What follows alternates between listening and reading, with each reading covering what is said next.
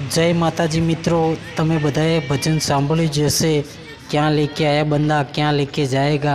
एटले दुनियानी अंदर गमे तेटली प्रोपर्टी हशे, गमे एटला करोड़पति हशुं तो पण खाली हाथे आव्या छे अने खाली हाथे जवाना छीए।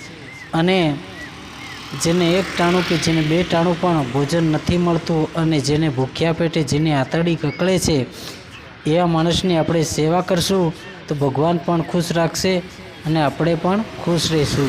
તો ચાલો મિત્રો, આપણે ગરીબ માણસની સેવા કરીએ।